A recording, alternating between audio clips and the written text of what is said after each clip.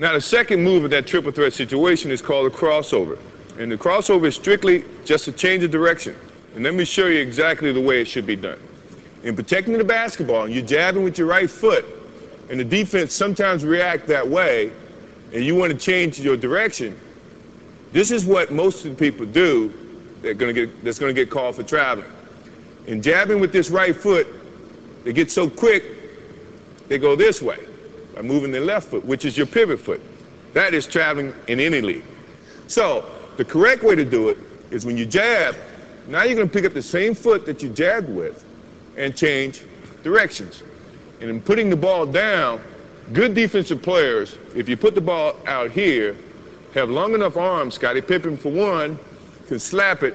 Your momentum is going this way and the ball is going that way.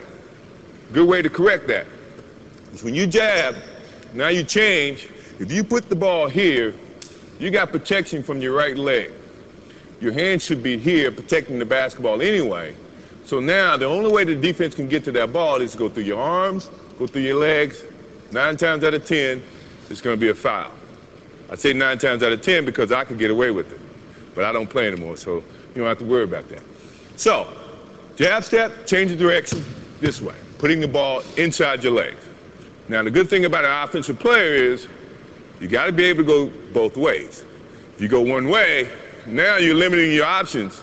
The defense is going to read that, and then they become more, I guess, have the advantage to try to limit your options. As an offensive player, you never want to limit your options. So when you're working on that move to do it this way, also do it that way. So now you can have 2 options. If my man's taking a defensive stance, the thing that I'm looking at right now is he's playing parallel. So now he's playing me to go either way, which is good. Which it also, to me, means all I have to do is give him a nice little fake this way. He's going to think and feel that that's the way I'm going. My change of direction is a little bit better to use when you see a guy with the parallel stance. Mainly because he doesn't know where you're going. So now you have so many options, you just try to use as many options as you can. Now, if he had his right foot forward, that to me is saying, now he wants you to go this way. The last thing I want to do is go where the defense wants me to go. I want to go opposite. So this is when now he takes his step that way. To change of direction means he's got to pick up this foot and open, then slide to keep up to you as an offensive player. That takes more time than you taking that crossover and driving to the hole. So you have the advantage in that sense.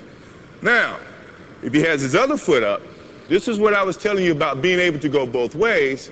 Now you can do the same thing and attack it this way. You see what I mean? So now he can't limit your options. So you should look, before you take your stance, look how the defense is playing you, and then decide which is your pivot foot, your right foot or your left foot, and then attack.